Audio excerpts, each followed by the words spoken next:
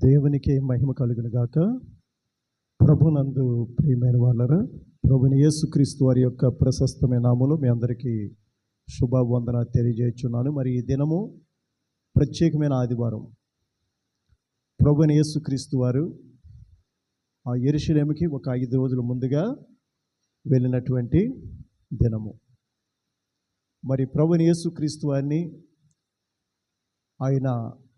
ఆయనను వెంబడించిన వారు, ఆయన చేత పిలువబడిన వారు, తన సేవా పరిచర్య కొరకు ఏర్పాటు చేయబడిన వారు, అలాగే ఆయన వెంబడించిన అనేక మంది శిష్యులు, అనేక మంది స్త్రీలు, పురుషులు, యవనస్తులు, వృద్ధులు ఈ దినాన యేసు ప్రభువారిని యెరూషలేము వీధుల్లో మరి ప్రభు పేరిట వచ్చి రాజు స్తుతింపబడిన గాక, మన తండ్రి అయిన దావీదు సింహాసనము స్థిరపరచును గాక, సర్వోన్నతమైన స్థలములో దేవునికి మహిమయు, ఆయనకి ఇష్టలైన మనుషులకు భూమి మీద సమాధానము కలుగును గాక అని గాన ప్రతిగానములు చేయుచు ప్రభుని స్తుతించి ఆరాధించి ఆయన్ని మరి ఊరేగించినటువంటి దినము. ప్రభుని యేసుక్రీస్తు వారు జయ ఉత్సాహముతో యెరూషలేములో ప్రవేశించి ఊరేగింపబడిన దినము. మార్కు సువార్త 11వ అధ్యాయము 1 నుంచి 11 వచనాల్లోకి ఇవన్నీ కూడా వ్రాయబడి ఉంటాయి.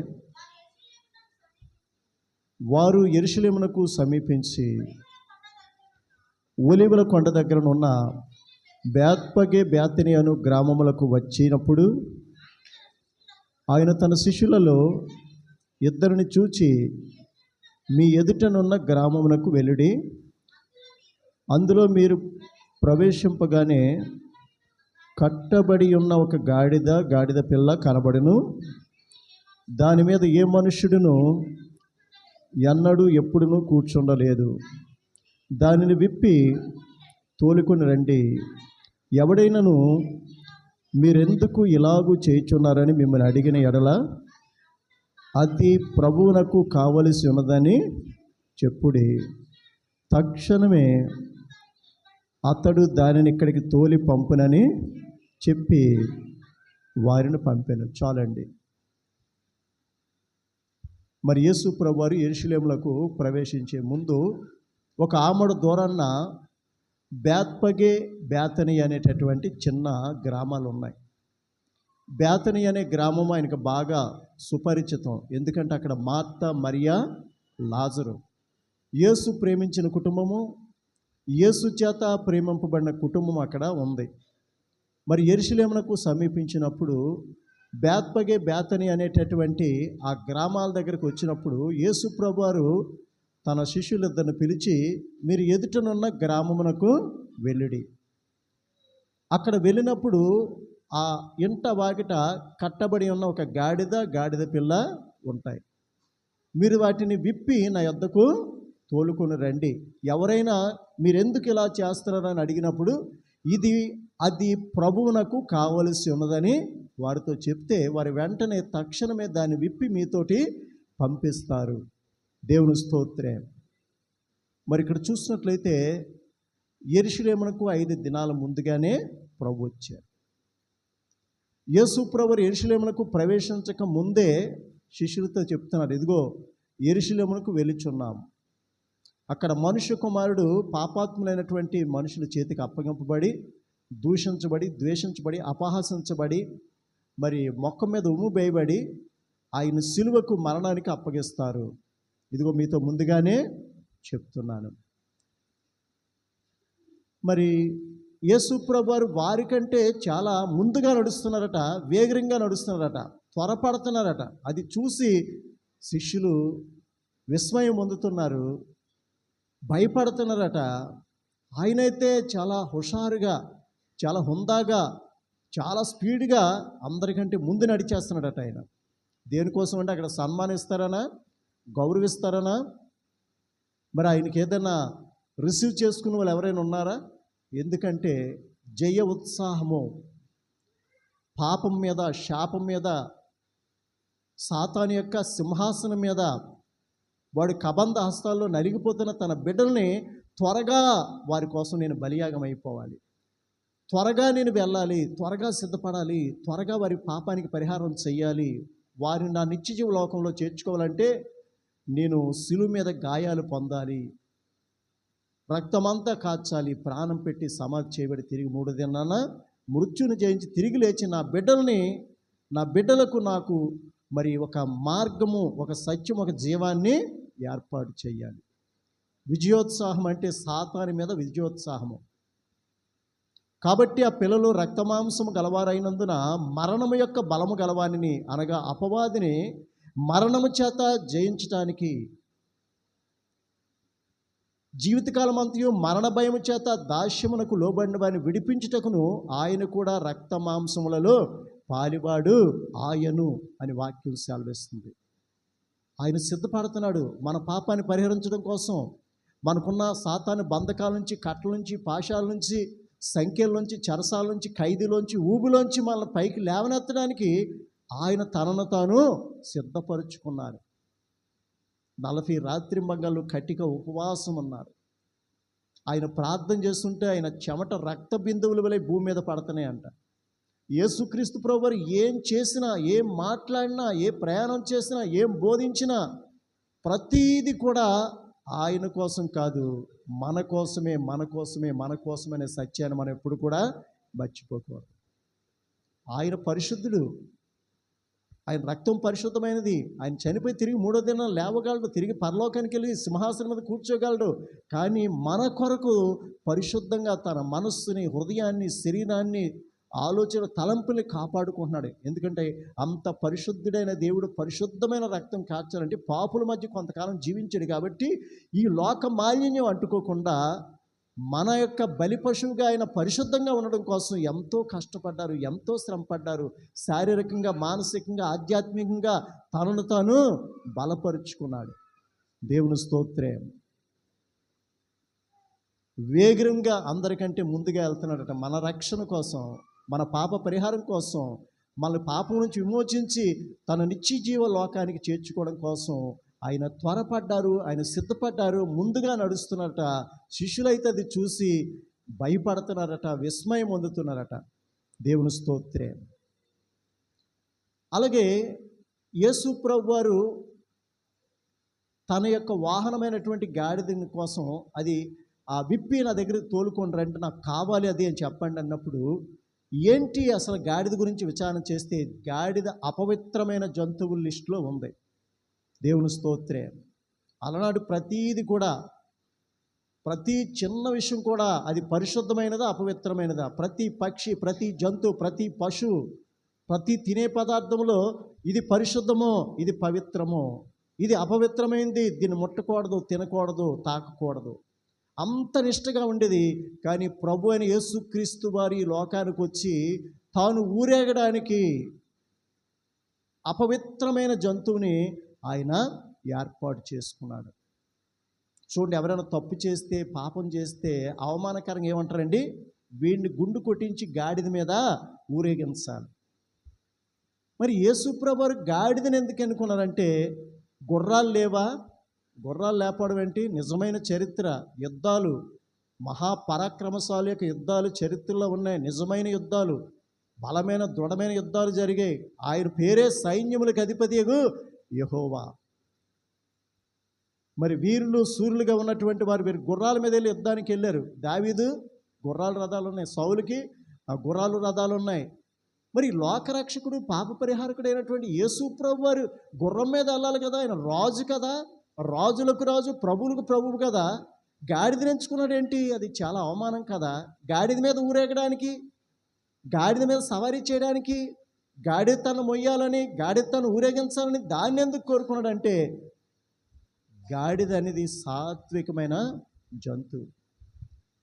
గుర్రం అనేది చాలా అహంకారంగా, గర్వంగా, చాలా టీవీగా, చాలా టెంపర్గా ఉంటుంది గుర్రం.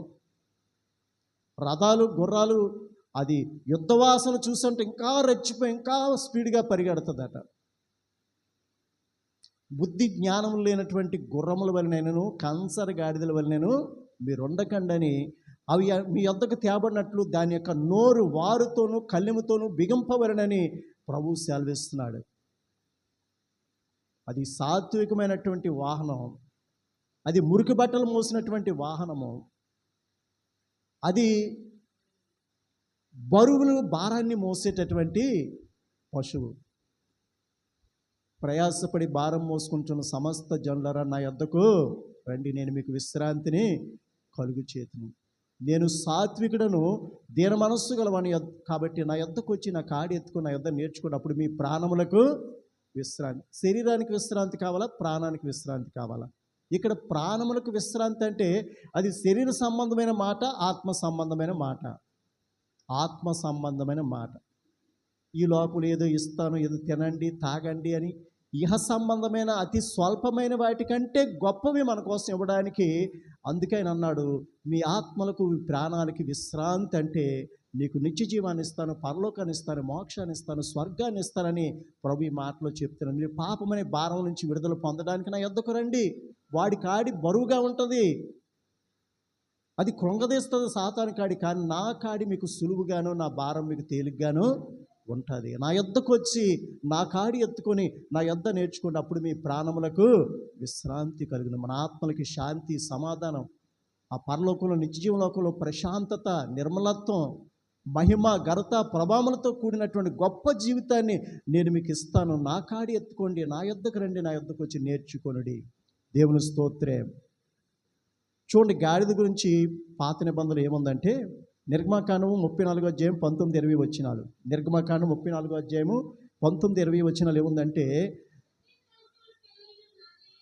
ఇది అంతా చదవడానికి మన టైం సరిపోదు. దేవుడు చెప్తున్నాడు, ప్రతి పక్షిలోను, జంతువులోను, పశువులోను ప్రతి తొలిచూలు పిల్ల నాది.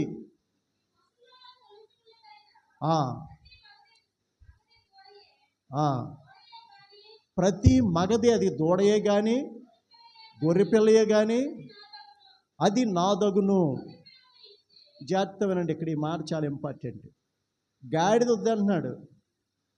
పాత నిబంధనలు గాడిద అపవిత్రమైన జంతువు. యెహోవా దేవుడు, తండ్రి అని దేవుడు ఏం ఆజ్ఞాపిస్తున్నాడంటే, గాడిదను నా సన్నిధికి తీసుకురాకండి, గాడిద నాకు ప్రతిష్టార్పణకి ఇవ్వకండి, గాడిదొద్దు, గాడిదకు బదులు గొర్రె పిల్లను ఇచ్చి దాన్ని విమోచించాలి. దేవుని స్తోత్రం. ఇక్కడ గాడిద గాడిద గాడిద అనే దగ్గర మనం పెట్టుకోవాలి.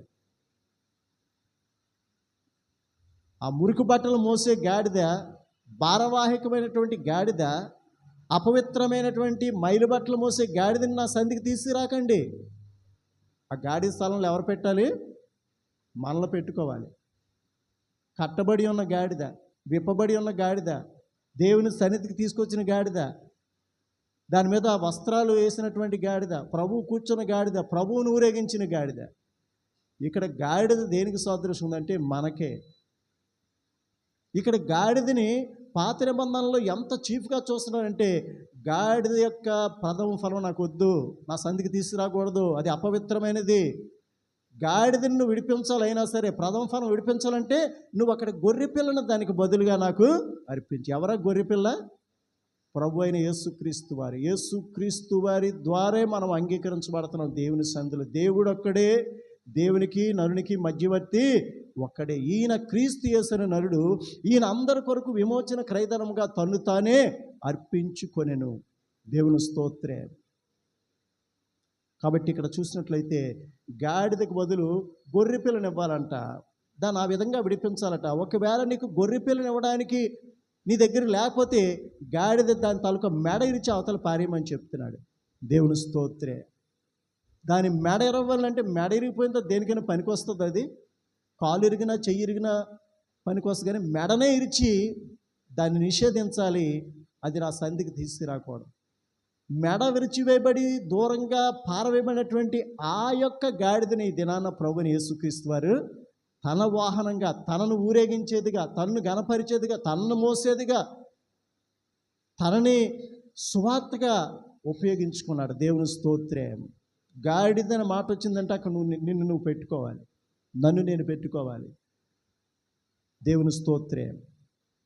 ఇక్కడ అపవిత్రమైన జంతువు అని ఉంది, కానీ ప్రవక్తలు ముందుగానే గాడిదకి ద్రాక్షవల్లికి మధ్యలో ఒక అనుబంధం ఏర్పడుతుంది రాబోయే దినాలని ముందే రాసి ఉంచారు కొన్ని వందల వేల సంవత్సరాల క్రితమే. ద్రాక్షవల్లి ఎవరండి? గట్టి చెప్పాలి. ద్రాక్షవల్లి ఎవరు? మనం ఎవరు? ద్రాక్ష తోటట. ఇశ్రాయేలు ప్రజలు దేవునికి ఇష్టమైనటువంటి ద్రాక్ష తోట, ఆయన గనపరిచే ద్రాక్ష వనమని యెషయా గ్రంథంలో రాయబడి ఉంది. ఇక్కడ చూడండి,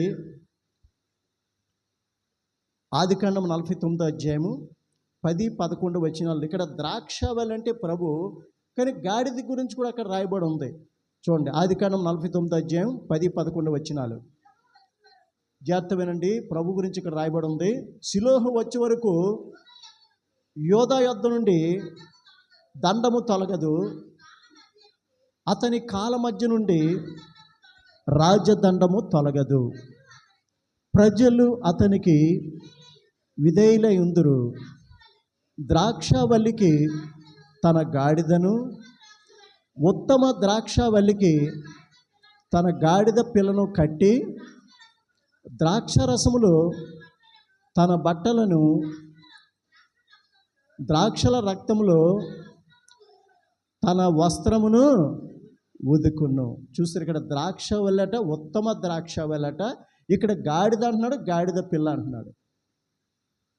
ఇప్పుడు మనం చదువుకున్నది ఏ నిబంధనలో ఉంది? ఏ నిబంధన ఇది? క్రొత్త నిబంధన. యేసుప్రభు పుట్టుక, జీవితం, మరణం, తిరిగి లేవడం, శిష్యులు ఏర్పాటు చేసుకోవడం, అనేక ఉపమానాలతో దేవుని రాజ్యం గురించి, పరలోక రాజ్యం గురించి బోధించేటటువంటిది ఈ యొక్క క్రొత్త నిబంధన. కానీ ఇప్పుడు పాత నిబంధన గ్రంథంలో అది ఎక్కడుందంటే, మరి ఇప్పుడు దీన్ని ఆదికాండంలో మనం చదివాం. అంటే ఆయన మన కొరకు ముందుగానే నియమింపబడ్డాడు. ఆయన జగత్తు పునాది వేయబడక ముందే లోక రక్షకుడిగా, పాప పరిహారకుడిగా, పాప విమోచకుడిగా, మనం ఇంకా సృష్టింపబడక ముందే, రవంతా ఈ సృష్టి చేయకముందే ఆల్రెడీ కొన్ని వందల వేల సంవత్సరాల క్రితమే ఈ యొక్క లోక రక్షకుడు, పాప పరిహారకుడు, పాప విమోచకుడు ఈ లోకంలో సృజించబోచున్న మానవుల కోసం ఇతడు అవసరము అని దేవుడు ముందుగానే సిద్ధపరిచాడట. కొన్ని వందల వేల సంవత్సరాల క్రితమే ఈ యొక్క లేఖనం రాయబడి ఉంది. ద్రాక్షవల్లికి, ఉత్తమ ద్రాక్షవల్లికి గాడిద పిల్లను కట్టాలి, అది ఆయన రక్తంలో కడగబడాలి, అది నిబంధనని ముందుగానే వ్రాయబడి ఉంది. దేవుని స్తోత్రం. కాబట్టి బైబిల్ ఎంత సత్యమో చూడండి. బైబిల్లో ఏదో నిన్న మొన్న చాలామంది అంటారు, ఇది నిన్నగాక మొన్న వచ్చింది, ఇది ఆ బ్రిటిష్ వాళ్ళు తీసుకొచ్చారు, లేదా ఇది ఫారిన్ కంట్రీ నుంచి వచ్చింది మతం అంటారు. కానీ ప్రపంచం ఇంకా సృష్టింపబడక ముందే ద్రాక్షవల్లిగా ఉన్న ప్రభు గురించి, అపవిత్రమైపోయిన ఈ లోకంలో సృజించబడిన మానవుల గురించి, వారిద్దరికీ మధ్య సంబంధం ఎలా ఏర్పడుతుందో, ఎలాగా సాతాను కట్లు విప్పి ఆయన తన యొక్క ద్రాక్షవల్లితో మనల్ని అల్లుకుంటాడో, మనల్ని ఫలించేటట్లుగా మనలో ఉండి నివసిస్తాడు, ఇవన్నీ కూడా ఆదికాండం 49 అధ్యాయంలోనే వ్రాయబడి ఉంది. అలాగే అబ్రహాముకి ఇచ్చిన వాగ్దానములు కూడా, నీ సంతానం ద్వారా ఈ లోకంలో ఉన్న ప్రతి సంతానము ఆశీర్వదింపబడుతుంది. ఎవరి సంతానం ద్వారా? అబ్రహాము సంతానం అంటే అబ్రహాం కుమారుడైన దావీదు యొక్క వంశంలోంచి, యోధా గోత్రం నుంచి ఆ పుట్టినటువంటి ప్రభుని యేసుక్రీస్తు ద్వారా ఈ భూలోకంలో ప్రతి వంశము ఆశీర్వదింపబడుతుంది, రక్షింపబడుతుంది, సమృద్ధి, సంతోష, సమాధానాలతో, నెమ్మదితో నింపబడుతుందని ఇక్కడ స్పష్టంగా అబ్రహాము నీతిమంతుడికి తండ్రి అయినటువంటి ఆ మొదటి అబ్రహాం అయినటువంటి అతనికే అప్పుడు యేసుప్రభు వారి గురించి అక్కడ వాగ్దానం చేసినట్లుగా మనం చూస్తున్నాం. కాబట్టి ఇదేదో నిన్న మొన్న వచ్చింది కాదు, కొన్ని వందల వేల సంవత్సరాల క్రితమే ఆయన గురించి ప్రవక్తలు ప్రవచించారు. అనేక లేఖనాల్లో ఆయన ప్రవచనాలు ఉన్నాయి. ఇది సత్యము, ఇది నిజమైన మార్గము, ఇది జీవం అని చెప్పేసి దేవునికి వాక్యం బల్లగుద్ది చెప్తుంది. దేవుని స్తోత్రం. ఇక్కడ బేతనియే, బేత్పగా అనేటటువంటి గ్రామాల దగ్గరికి వచ్చేసరికి మీరు ముందునున్న గ్రామానికి వెళ్ళండి. అక్కడ తలవాకిట ఒక గాడిద పిల్ల అక్కడ కట్టబడి ఉంటుంది. వాటిని విప్పి నా యొద్దకు తోలుకొని రండి అని తన శిష్యులిద్దరిని పిలిచారు, పంపించారు. వారు వెళ్ళారట. ఆయన చెప్పిన విధంగా అక్కడ ఉన్నాయంట. వాటి కట్లు విప్పుతుంటుండగా అక్కడ ఉన్నవారు అడుగుతారు మిమ్మల్ని, అది ప్రభువునకు కావలసి ఉన్నదని వారితో చెప్తే వారే సంతోషించి ఆనందించి వెంటనే తక్షణమే వారు విప్పి మీతో దాన్ని ఇష్టంగా పంపిస్తారు. దేవుని స్తోత్రం. సేవకులు అక్కడ పంపించబడిన వారు ఎవరంటే ఆయన శిష్యులు. అపోస్తలుల్లో ఇద్దరిని పంపాడు. ఈ లోకంలో సాతాను బంధకాలు ఉన్నటువంటి, సాతాను సంఖ్యలలో ఉన్నటువంటి, ఆ ఉచ్చుల్లో ఉన్నటువంటి వారు, పాప పాశంలో ఉన్నవారు విడిపించబడాలంటే దేవుడు తన సేవకుల్ని పంపిస్తాడు. వాటిని విప్పి నా యొద్దకు తోలుకొని రండి, దాని మీద నేను కూర్చుంటాను, దాని మీద నేను అధిరోహిస్తాను, దానిలో నేనుండి ఈ లోకంలో నేను ఊరేగుతాను అని చెప్తున్నాడు. దేవుని స్తోత్రం. అపోస్తలుడైన పౌలు గారు మరి ఆ మాటలు చెప్తున్నారు. చూడండి,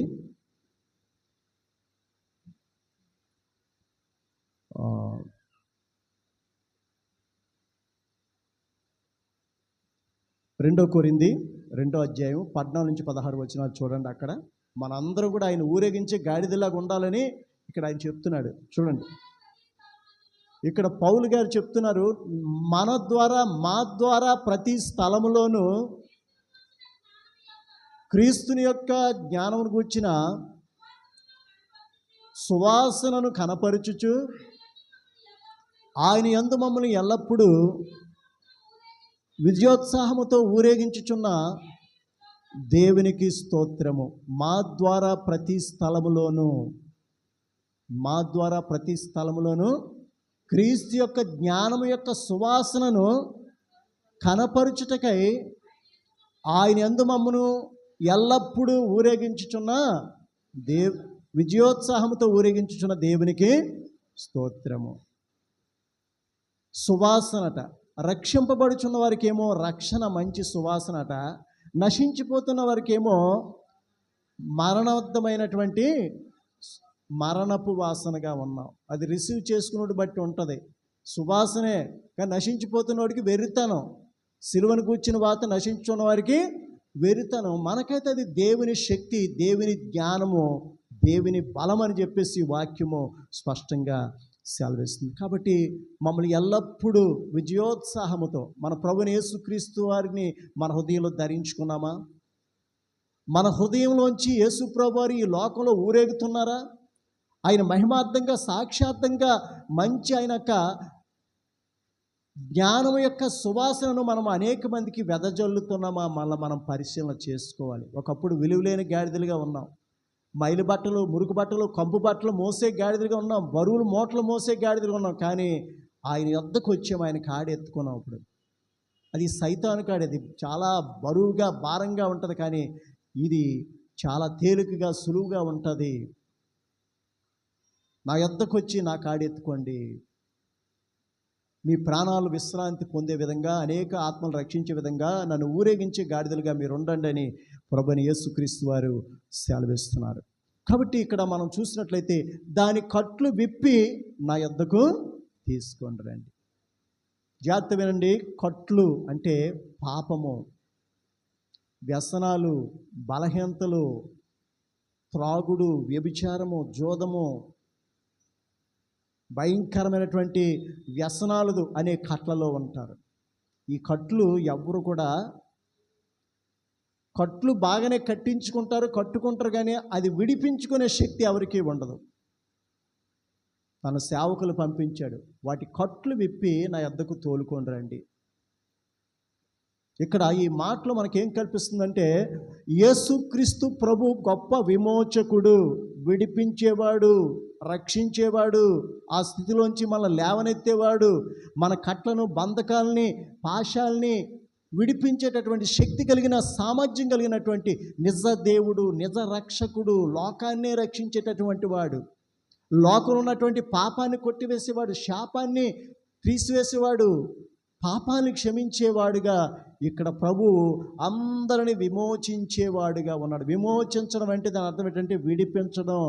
ఆ కట్ల నుంచి, బంధకాల నుంచి, ఆ పాశాల నుంచి, ఆ సంఖ్యల నుంచి, ఆ చెరసాల ఖైదీ ఊబిలోంచి మనం విడిపించే వ్యక్తిగా ఉన్నాడని ఇక్కడ మనం మొదటి మాటలో మనము చూడవచ్చు. దాని కట్లు విప్పి నా యొద్దకు తోలుకొని రండి. ఎవరైనా అడుగుతారు ఖచ్చితంగా. అలాగే అడిగారు. ఇది మా ప్రభువునకు కావలసింది. మీకు అక్కర్లేదేమో, మీకు భారంగా ఉన్నాడేమో, భారంగా ఉందేమో. అది ప్రభు. అది అంటే దానికి ప్రాణం ఉందా, జీవం ఉందా? అది మా ప్రభువునకు కావలసి ఉందనగానే తక్షణ వారు సంతోషించి నాకని చెప్పగానే వెంటనే వారే కట్లు విప్పి వారే మీతో దాన్ని తోలి పంపిస్తారని ప్రభు చెప్పారు. ఆ విధంగా వారు కనుగొన్నారు, ప్రభు దగ్గరికి తీసుకొని వచ్చాడు. కొలస్సీ 1:13 పట్టణంలో ఉంది, ఆయన మనలను అంధకార సంబంధమైన అధికారంలోంచి విడిపించి తాను ప్రేమించిన తన కుమారుని యొక్క రాజ్య నివాసులుగా చేసును. ఆ కుమారుని యందు మనకి విమోచనము అనగా మన పాపములకు క్షమాపణ కలుగుచున్నది. ఆయన ఏం చేశారంటే ఈ లోకానికి వచ్చి అంధకార సంబంధమైన అధికారంలోంచి విడిపించి ఆయన తాను ప్రేమించిన తన కుమారుని యొక్క రాజ్య నివాసులుగా చేసెను. ఆ కుమారుని యందు మనకు ఏముందంటే విమోచన. జాగ్రత్త, దాని గురించిగా చెప్పుకుంటున్నాం. విమోచన అంటే విడుదల పొందే స్థితి. ఆయన ద్వారా మనకి విమోచన అనగా మన పాపములకు క్షమాపణ కలుగుచున్నది. దేవుని స్తోత్రం. అలాగే రోమా 3:23-24 ఉందంటే ఏ భేదము లేదు, అందరూ పాపము చేసి దేవుడు అనుగ్రహించు మహిమను పొందలేకపోతున్నారు. కాబట్టి పొందువారు ఆయన కృపచేతనే క్రీస్తు యేసునందలి విమోచనము ద్వారా ఉచితముగా నీతిమంతులుగా తీర్చబడుచున్నారు. ఏ భేదం లేదు. ఆకాశం కింద భూమి మీద ఉన్న ప్రతి ఒక్కరూ దేవుడికి దూరమయ్యే పాపమును ప్రేమిస్తున్నారు. పాపము చేసి దేవుడు అనుగ్రహించే మహిమను పొందలేకపోతున్నారు. అయితే పొందువారు లేదా విశ్వసించువారు ఆయన కృపచేతనే క్రీస్తు యేసునందలి విమోచనము ద్వారా ఉచితముగా నీతిమంతులుగా తీర్చబడుచున్నారు. దేవుని స్తోత్రం. అలాగే చూసినట్లయితే మరి యెషయా గ్రంథము 61వ అధ్యాయం 1-3 గుడ్డివారి కళ్ళు తెరవడానికి, నలిగిన వారి హృదయాన్ని దృఢపరిచి బలపరచడానికి యెహోవా నన్ను అభిషేకించి ఈ లోకమునకు పంపించి ఉన్నాడని మరి ప్రభు యొక్క ఆ సాక్ష్యం ఇక్కడ మనకు వ్రాయబడి ఉంది. దేవుని స్తోత్రం. అలాగే 1 కొరింథీ 1:31 ఉంది, అతిశయించువాడు ప్రభువునందే అతిశయింపవలెను. 1 కొరింథీ 1వ అధ్యాయము 31వ వచనం. అతిశయించువాడు ప్రభువునందే అతిశయింపవలెను అని వ్రాయబడినది నెరవేరినట్లు దేవుని మూలముగా ఆయన మనకు జ్ఞానమును, నీతియు, పరిశుద్ధతయు, విమోచనము ఆయను. చూడండి, ఎవరైనా ఈ లోకంలో సంతోషించి ఆనందించి గర్వపడాలంటే ప్రభువును బట్టేనంట. ఈ లోకంలో కలిగిన భూములు బట్టి, ఇళ్ళను బట్టి, వాహనాలు బట్టి, ఉద్యోగాన్ని బట్టి, వ్యాపారాలు బట్టి, వారికి ఉన్నటువంటి కులాన్ని బట్టి, మతాన్ని బట్టి అతిశయించకూడదు. అతిశయించేవాడు ప్రభునందే అతిశయింపవలెను అని చెప్పి ఏమంటుంది అక్కడ అని వ్రాయబడినది నెరవేరినట్లు. జాగ్రత్త వినండి, దేవుని మూలముగా ఆయన మనకేమై ఉన్నాడు. దేవుని మూలంగా ప్రభుని యేసుక్రీస్తు వారు నీకు నాకు ఏమై ఉన్నారంటే జ్ఞానమై ఉన్నాడు. రెండోది నీతి, ఆయనలో ఉన్న నీతి మనలోకి వచ్చింది మారు మనసు పొందిన తర్వాత. మూడోది పరిశుద్ధత. నాలుగోది విమోచనము, ఆయన విడుదల, విమోచన ఆయన ద్వారా మనకి కలిగిందని దేవుని యొక్క వాక్యము స్పష్టంగా సెలవిస్తుంది. కాబట్టి యేసుక్రీస్తు ప్రభువారు దాని కట్లు విప్పిన యొద్దకు తోలుకొని రండి అంటున్నాడు. నీవు నేను బంధించబడిన స్థితిలోంచి మనకి మనంగానే ప్రోత్సాహకరంగా దేవుని సన్నిధికి రావాలి. సేవకులు చెప్పిన మాటలు శ్రద్ధగా వినాలి. నువ్వు ఆయా స్థలాల్లో తిరుగుతున్నప్పుడు నీ మనస్సు, నీ హృదయం కల్ముషమైపోద్ది, కఠినమైపోద్ది, మొద్దుబారిపోద్ది. లోకానుసారుల కంటే, శరీరానుసారుల కంటే, పాపులందరికంటే నువ్వే చాలా భ్రష్టంగా ఉంటావు. ఎందుకంటే కొంత నువ్వు సున్నితంగా తయారయ్యావు కాబట్టి నిన్ను ఏదైనా పాపం త్వరగా అట్రాక్ట్ చేసుకుంటుంది, త్వరగా నిన్ను బంధించడానికి. ఎందుకంటే కొంత దేవుల్లో సున్నితత్వం కలిగి ఉన్నా కూడా సైతాన్ని మీద ఎక్కువ దాడి చేయడానికి వాడు చాలా బలప్రయోగం చేస్తాడు. లోకానుసారులు అయితే ఎప్పుడు అందులో ఉంటారు కాబట్టి ఆడికి పెద్ద బలం ఉపయోగించక్కర్లేదు. నీ విషయంలో ఎక్కువ బలం ఉపయోగించి నిన్ను సులువుగా చిక్కులు పెట్టేటట్టు, ప్రతి భారమును సులువుగా చిక్కులు పెట్టి పాపమును విడిచిపెట్టి విశ్వాసమునకు కత్తి యుద్ధాన్ని కొనసాగించు వాడినైనా యేసు వైపు చూచుచు మన ఎదుట ఉంచబడిన పందెములో మన ఓపికతో పరుగెత్తుదము. ఆయన తన ఎదుట ఉంచబడిన ఆనందము కొరకు అవమానం నిర్లక్ష్య పెట్టి సిలువను సహించి తండ్రి కుడిపార్శ్వాన కూర్చొని ఉన్నాడని వాక్యము స్పష్టంగా సెలవిస్తుంది. కాబట్టి ఇక్కడ చూసినట్లయితే మరి యేసుక్రీస్తు ప్రభువు ఆ యొక్క విమోచకుడు. ఆయన లక్షణం ఏంటంటే, మొదట నీవు నేను కట్టబడి ఉండడం, బంధించబడడం ఆయనకి ఇష్టం లేదు. నువ్వు త్వరగా విడుదల పొందాలి, త్వరగా ఆయన దగ్గరికి రావాలి, త్వరగా ఆయన కాడెత్తుకొని ఆయన దగ్గర నేర్చుకొని నీ ప్రాణానికి, నీ ఆత్మకి, నీ జీవితాన్ని, కుటుంబానికి నెమ్మది, శాంతి, సమాధానం ఇవ్వాలని ప్రభు ఎంతో ఆతురత పడుతున్నాడు. రెండోది చూసినట్లయితే గాడిదని తీసుకొచ్చారు, దాని కట్లు విప్పేశారు. ఇప్పి ప్రభు దగ్గర తీసుకొచ్చినప్పుడట దాని మీదట శుభ్రమైనటువంటి వస్త్రాలు వేశారట. అంతవరకు మురికి బట్టలు, మైలు బట్టలు, కంపు కొట్టే బట్టలు, భారం, పెద్ద పెద్ద మూటలు మోసింది అది. కానీ ఇప్పుడేంటంటే ప్రభు దగ్గరికి రాగానే, ప్రభు సంధికి రాగానే దాని మీదట పరిశుద్ధమైన వస్త్రాలు, శుభ్రమైనటువంటి వస్త్రాలు, తెల్లని వస్త్రాలు వేశారట. యేసు ప్రభువు దాని మీద కూర్చున్నారు. అది నడుస్తుంటే దాని కాళ్ళ కింద కూడా శుభ్రమైన వస్త్రాలు దారి పొడిగినా పరిచారట. దారి పొడిగినా పరిచారట. కొంతమంది అయితే పచ్చని మంచి ఆ చెట్లు కొమ్మలు వేసారంట, శుభం అన్నట్టుగా. అలా వేసి ఆయన ఊరేగిస్తున్నారు. ప్రభుపేట వచ్చి రాజు స్తుతింపబడుగాక, ఆయన తండ్రి అయిన దావీదు సింహాసనము స్థిరపరచబడుగాక, సర్వోన్నతమైన స్థలంలో దేవునికి మహిమ కలుగునుగాక, ఆయనకి ఇష్టమైన మనుషులకు భూమి మీద సమాధానము కలుగునుగాక అని ఆయన వెంబడించిన అపోస్తులు, ఆయన శిష్యులు, అనేక మంది స్త్రీలు, పురుషులు, చిన్నబిడ్డలు ఆయన ఊరేగిస్తూ పెద్ద పెద్ద కేకలు వేసుకుంటూ అందరికీ ప్రచురం చేస్తున్నారట. గాడిద మోస్తుంది, గాడిద మీద ఆయన ఉన్నారు. చాలా సంతోషించి ఆనందించి మహిమ పొందుతున్నారు. దేవుని స్తోత్రం. ఇక్కడ చూసినట్లయితే ప్రభువు పేట వచ్చు రాజు స్తుతింపబడుగాక, స్తుతింపబడుగాక అంటున్నారు. ఇక్కడ మనం ఏమర్థం చేసుకోవాలంటే, యేసుక్రీస్తు ప్రభువు రాజు, ఆయన రాజులకు రాజు, ప్రభువులకు ప్రభు, దేవాది దేవుడు ఆయన రాజు అని యొక్క మాట సెలవిస్తుంది. ఆయన పుట్టగానే జ్ఞానులు తూర్పు దిక్కు నుంచి వచ్చి హేరోదు దగ్గరికి వచ్చి అంటున్నారు, యూదుల రాజుగా పుట్టినవాడు ఎక్కడ? మేము ఆయన నక్షత్రం చూసి ఆయన పూజింపవచ్చితమని, ఆ రాజు కాబట్టి రాజవంశంలో పుట్టుంటాడని హేరోదు దగ్గరికి అడిగినప్పుడు అటు కలవరం చెందాడు. నేను రాజుకుంటుండగా ఇంకో రాజు పుట్టాడా? యూదుల రాజుగా పుట్టినవాడు ఎక్కడ? మేము ఆయన నక్షత్రమును తూర్పు దిక్కున చూసాం, ఆయన పూజింప ఆరాధింప వచ్చితిమి అని చెప్తున్నారు. దేవుని స్తోత్రం. అలాగే 2 రాజులు 9వ అధ్యాయము 12-13 వచనాలు చదవండి ఒకసారి. 2 రాజులు 9వ అధ్యాయము 12-13 వచనాలు. అదంతా వట్టిది.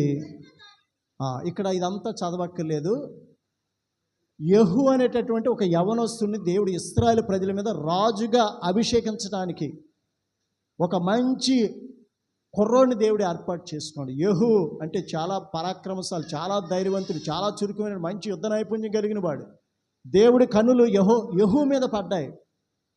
ఈ వ్యక్తి ఈ దుర్మార్గులైన పరిపాలకులకి సూటబుల్ హీరో అనేసి దేవుడు యెహూని ఎన్నుకున్నాడు.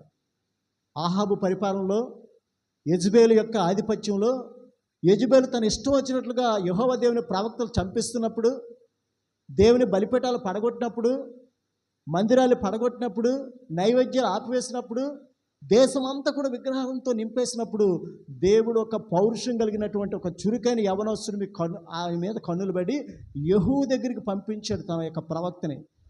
యెహూ పలానా కోటలో ఉంటాడు, తనతో చాలామంది స్నేహితులు ఉంటారు, నువ్వు యెహూ దగ్గరికి వెళ్ళి చెవిలో ఒక మాట చెప్పు, దేవుడు నిన్ను ఇశ్రాయేలు ప్రజల మీద రాజుగా, రక్షకుడిగా నియమించుకున్నాడు అని చెప్పి ఆ తైలాన్ని తీసి అతని మీద అభిషేకించు, అక్కడి నుంచి అతని మీద నా ఆత్మ ఉంటుంది, అతడు నా యొక్క పని చేయడానికి నేను ఉపయోగించుకునే సాధనంగా ఉంటాడని చెప్పి నువ్వు తక్షణం అక్కడి నుంచి పారిపోలేదు, నిన్ను చంపేస్తారు.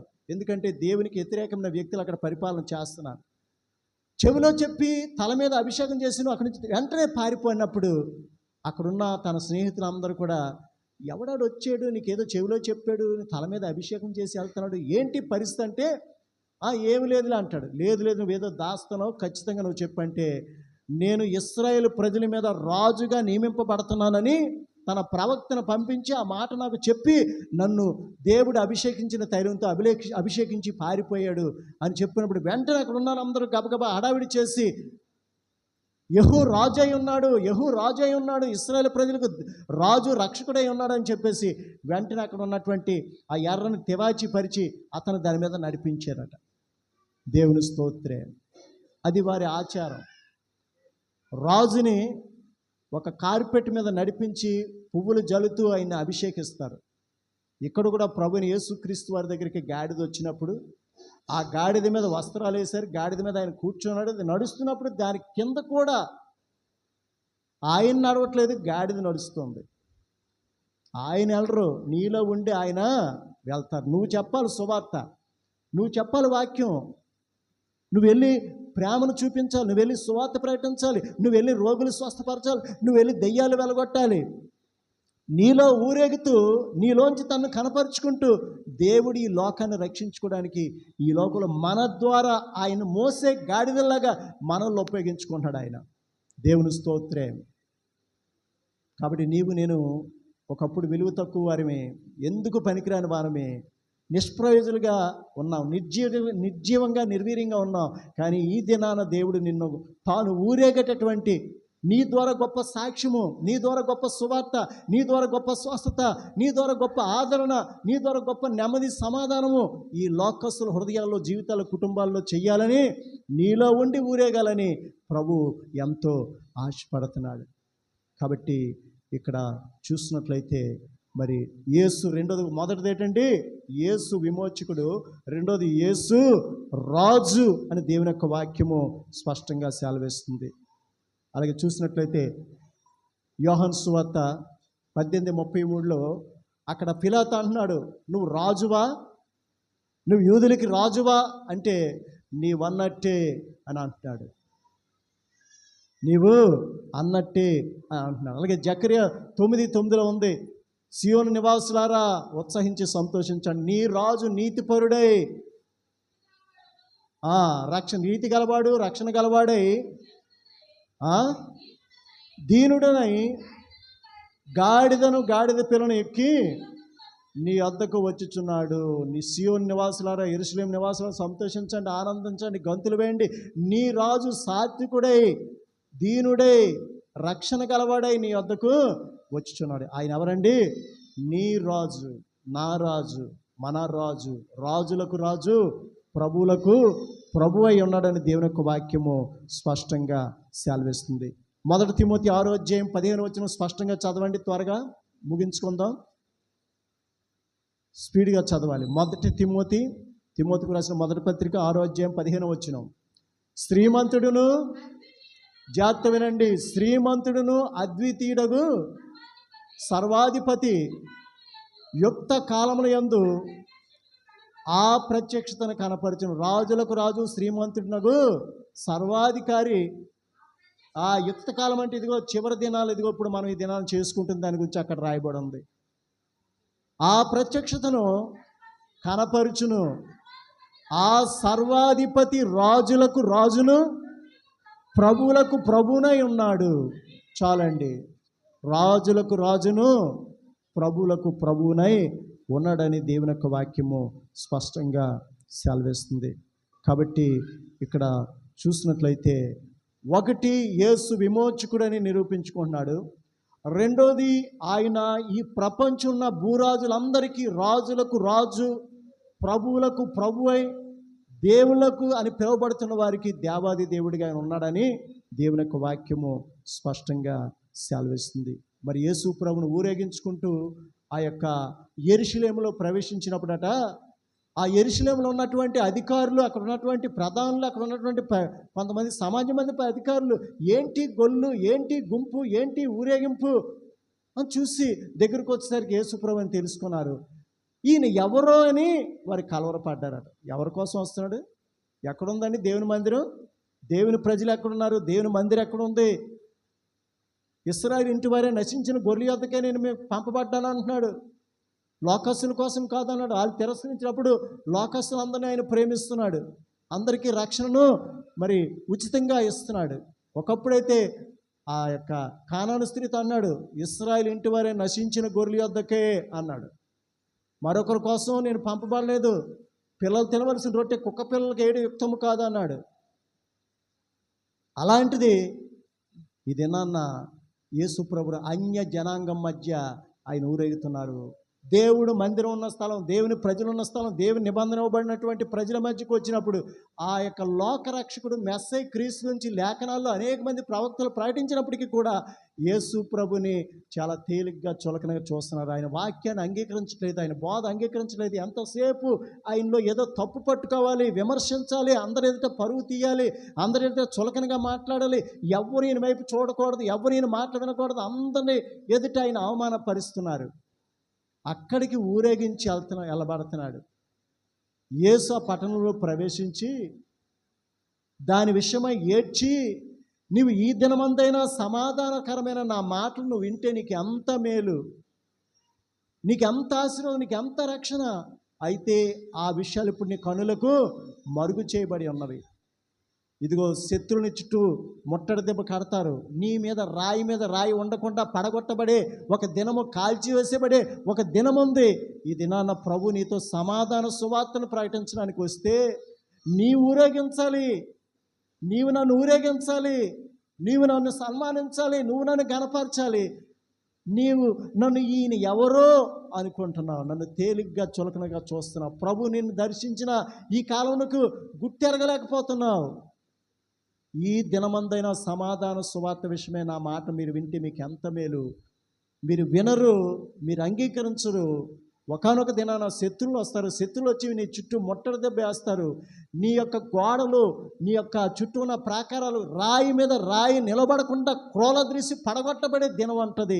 నీ ద్వారాలు కాల్చివేయబడి నీ పునాదులు అదిరిపడే స్థితి శత్రువుల మీదకి రాబోతున్నారు. అది ముట్టడి దెబ్బ వేస్తారని చెప్పేసి ఆ యొక్క పట్టణాన్ని చూసి దాని విషయమై ఏడ్చి ప్రలాపించి ఆ చివరి మాటలు దానికి చెప్తున్నారు. దేవుని స్తోత్రం. అలాగే మందిరం ఉంది, అక్కడ యెరూషలేములో మందిరం ఉంది. సొలొమోను గారు కట్టిన గొప్ప మందిరం ఉంది. ఆ మందిరం దగ్గరికి వచ్చేసరికట మందిరం నిండా వ్యాపారం జరుగుతుందట. మందిరావరణం అంతా ఏమన్నాయండి, గొర్రెలు, మేకలు, ఒంటెలు, ఆ ఎద్దులు ఉన్నాయట. అవి పేడలేస్తున్నాయి, రొచ్చి చేస్తున్నాయి, అరుస్తున్నాయి. అలాగే చిల్లర మార్చుకునే వాళ్ళట పెద్ద పెద్ద పీఠాలు వేసుకొని చిల్లరట. అలాగే గొవ్వలు అమ్మేటటువంటి, పావురాలు అంటే అక్కడ ఎలా ఉందంటే వాళ్ళందరూ కూడా నేను పాపం చేస్తే నేను పాపం మాను, నా తరపున ఏ పక్షినో పశువునో జంతువునో బలిచ్చిస్తే సరిపోదు. అంతేగాని వాక్యము, ప్రార్థన, మారు మనసు, రక్షణ, ఉద్యమము, ఆత్మీయత, విశ్వాసము, సమర్పణ ఇవేవి దరిదాపుల్లో లేవు. యేసుప్రభువు అక్కడికి వచ్చేసరికట అది వ్యాపారపు టిల్లుగా ఉంది, దొంగల గుహగా ఉంది. అక్కడ అల్లరి ఉంది, కేకలు బొబ్బలు ఉన్నాయి, బూతులు తిట్టుకుంటున్నారు, బేరాలు ఆడుకుంటున్నారు, చిల్లర మార్చుకున్నారు, గొవ్వలు కొంటున్నారు, మేకలు కొంటున్నారు, ఎడ్లను కొంటున్నారు వారి తరపున బలి ఇవ్వడానికి. యేసుప్రభువు అక్కడికి వచ్చినప్పుడు చాలా బాధపడి దుఃఖపడి, నా తండ్రి యొక్క ఇల్లు మీరు వ్యాపారపు టిల్లుగా చేశారు, మార్చారు, దొంగల గుహగా మార్చారు. నా తండ్రి ఆ యొక్క స్థలము ఇది సమస్త జనులకు ప్రార్థనా స్థలము. దేవుని స్తోత్రం. ఇది పరిశుద్ధమైన స్థలము, ఇది నెమ్మది సమాధానం ఇచ్చే స్థలము, ఇది ఆశీర్వాదం ఇచ్చే స్థలము, ఇది రక్షణ కలుగు చేసే స్థలము. దీనిని మీరు వ్యాపారపు టిల్లుగా అంటే మీకు మారు మనసు అక్కర్లేదు, మీ పాపాలకు క్షమాపణ అక్కర్లేదు, మీ ఆత్మకు రక్షణ అక్కర్లేదు, మీకు ఆత్మీయత ఉద్యమంతో పని లేదు, విశ్వాసంతో పని లేదు, సమర్పణ జీవితంతో పని లేదు. కేవలము ఏదో కొన్ని దాన్ని బలిర్పించిస్తే చాలు, ఏవో కొన్ని క్రియలు, ధర్మశాస్త్ర సంబంధమైన క్రియలు చేస్తే చాలు, ఇక మా పాపం పరిహరించబడిపోద్ది అనే మనసుతో మీరు ఉన్నారు. దేవుని స్తోత్రం. చూడండి, అన్యాయంగా, అక్రమంగా, అవినీతిగా బోర్డు మంది తలలు కొట్టి తీసుకొచ్చిన డబ్బు వీళ్ళు ఉండిలో వేస్తుంటారు. వాళ్ళ పాపం పోద్దట.